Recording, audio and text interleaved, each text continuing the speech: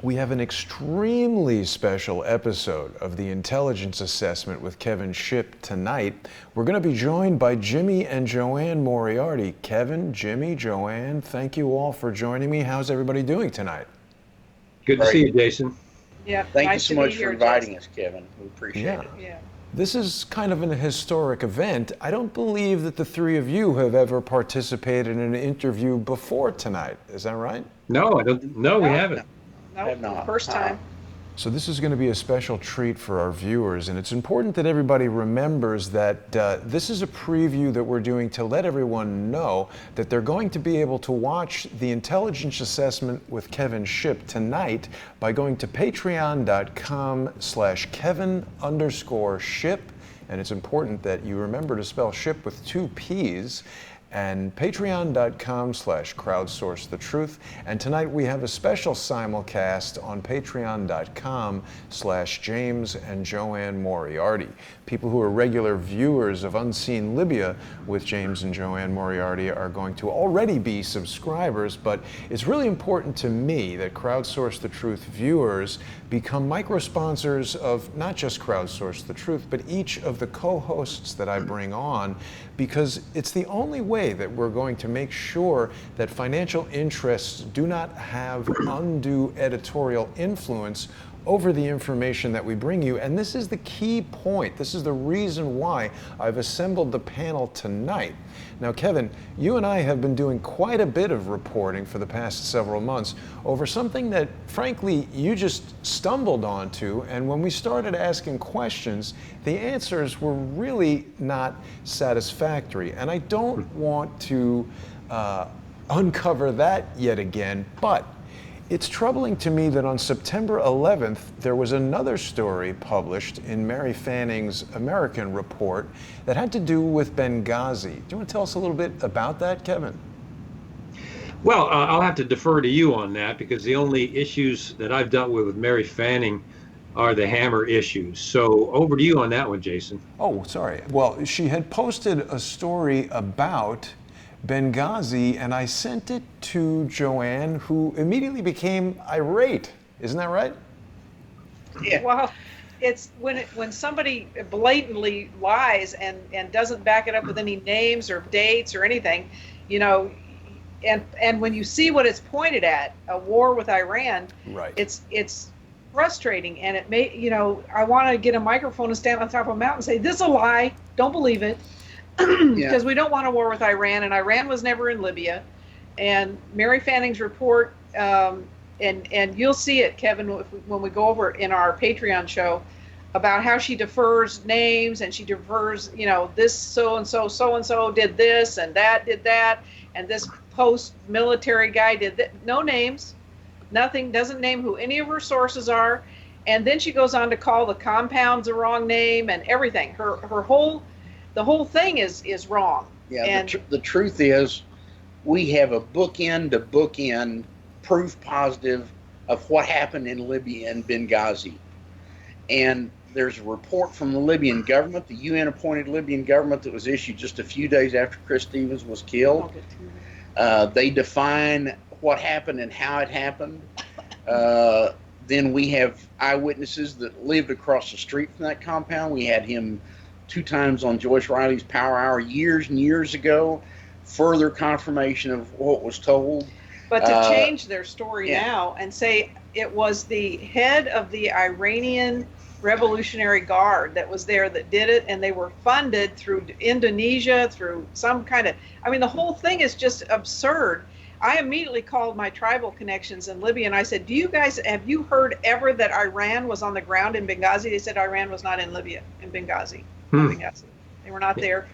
They would have known it. We had people on the ground there. They had lots of people on the ground there. They would have seen and heard the Iranians speaking their language. They talk about the language the people that attacked Chris Stevens were speaking. And Kevin, to have your audience, let them know about how good the tribes are about getting valid information to us. We had the DIA and FBI and agencies in our home 15, 20 times.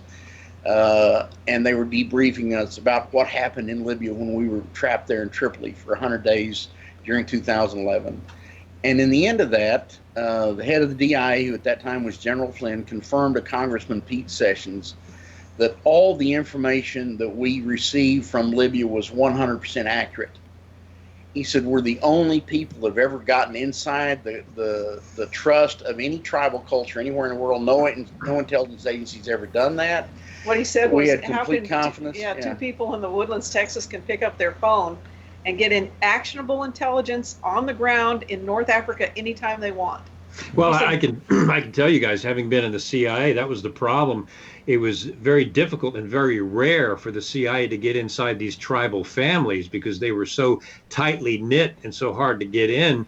And the CIA was and still is having difficulty collecting intelligence because they can't get in those close-knit units. That's true. Well, We're business people.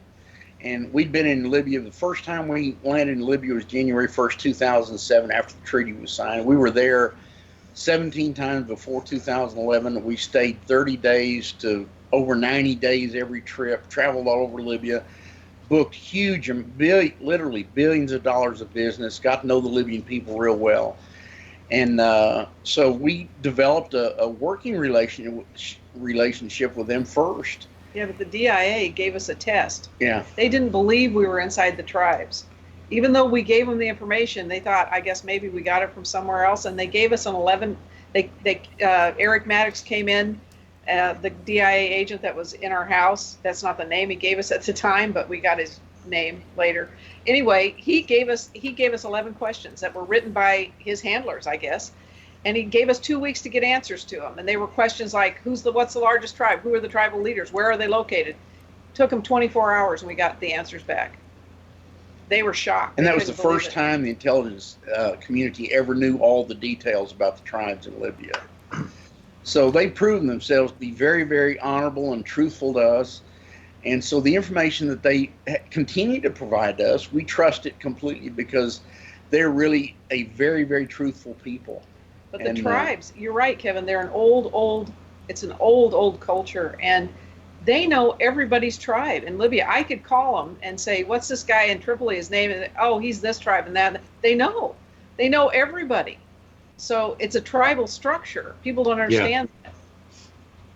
And Jimmy and Joanne have presented countless evidence on their regular show, which people watch every Monday night at 8:30 p.m. Eastern on patreon.com/James and Joanne Moriarty and patreon.com/Crowdsource the Truth. Extensive photos, videos of them in Libya, dealing with the tribes, meeting with the tribes, bringing forward evidence exactly like this. We haven't even seen a photograph of Mary Fanning, and I don't know where she's getting her information from, but I don't believe the DIA has said that Mary Fanning has the best on-the-ground intelligence of anyone in the history of the United States. So as soon as I saw a story about Benghazi, I first sent it to Kevin, and then I sent it to the Moriartys. Now, Kevin, you participated in this Citizens Commission on Benghazi. Is that right? That's correct, yeah. What was that all about? And what was found from that commission? What that was about and what was found, obviously, is that Hillary Clinton, secretly without the knowledge of Congress, was running guns into Tripoli using Saudi Arabia and Qatar as cutouts. Ran those guns into Tripoli. Eventually, they wound up in Benghazi and then in the hands of al-Qaeda. That's the conclusion that everybody on our commission reached. And essentially, al-Qaeda and then ISIS were running around with U.S. arms and equipment. Yeah, Chris Stevens was her point guy. Mm-hmm. Yeah. Before he was ambassador, he was actually the intermediary for the gun running into Libya. Yeah, that's correct. Yeah. Right. And of course, we were given information. The intelligence agencies in the United States tried to cover that up, and they said, "Oh no, there was no U.S. Rockets in Libya." But we know for a fact that the State Department, Hillary bought 50,000 of the most sophisticated shoulder-to-air rockets in mid 2010, before Arab Spring, and 20,000 of those were delivered into Libya 2 months after the no-fly zone had been established. And the Libyan security came to us and said, "How could you all be delivering these rockets into these people? They're terrorists, And the way that started to come out is one of those rockets shot down a U.S. aircraft and a helicopter in Afghanistan. They tracked it Extortion back to 17. Yeah, exactly. But 50,000 of those rockets the State Department bought and delivered to terrorists all over the world. Think of how many commercial planes and military aircraft be brought down with that many rockets. So this is something that is critically important, and so we're really interested in getting to the bottom of it. I mean, the destruction of Extortion 17 resulted in the death of all the crew members, and this was Navy SEAL Team 6 and their support crew, including Michael Strange, whose parents I met and spoke with over in Philadelphia. And you know, this is a raw and open sore for the people of America, and many of the politicians that we're talking about remain alive, and some of them in power. So this is a devastating cover-up, and it's really important that we get to the bottom of all of this information. We're going to be having an extensive conversation about the details and the information that we're all going to discuss relative to this seemingly totally false report from Mary Fanning's highly dubious American report. That's going to be coming up in just 20 minutes on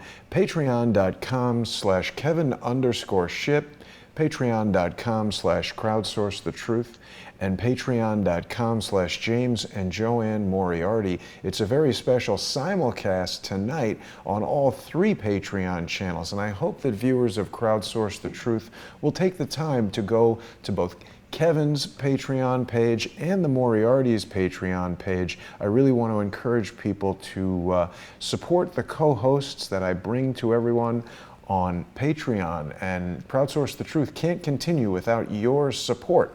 We're trying to really change the business model for how news gets to you, the end user. We don't want some big giant corporate sponsor getting in the way and saying, hey, don't talk about who blew up Benghazi. We love selling rockets and gasoline and pillaging countries around the world.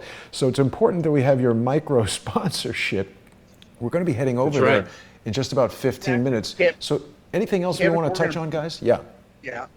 Kevin, we're going to be providing your audience with all the proof, the absolute detailed proof of what happened, including a video testimony of a man that was arrested as one of the key members of the attack on that safe house in Benghazi.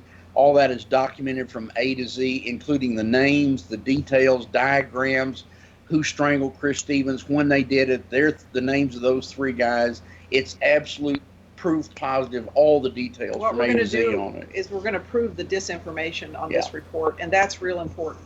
That's real. Well, great, Jimmy and Joanne. I'm looking forward to it. Yeah, and it's important. It's important that people remember we're not doing this to target an individual. We're not doing this to target a fellow journalist. This is not being done out of malice. I had no issue whatsoever with the American Report or anybody who writes for it, and I still don't. It's just they can't be putting out this false information. And at this point, Kevin, Mary has lied to and about each of you and I. So if she wants to come forward and be honest and share honest information and answer questions rather than striking YouTube videos, we're happy to have her involved in a future discussion. But in just about 15 minutes, we're going to be talking about the facts of this matter, and I hope that people will join us for that conversation on patreon.com/Kevin_Shipp, patreon.com/crowdsourcethetruth, subscribestar.com/crowdsourcethetruth, and patreon.com/James and Joanne Moriarty. Thanks for tuning in to this free preview, everyone. We'll see you in just 15 minutes for a blockbuster expose that you do not want to miss. Thanks for joining us.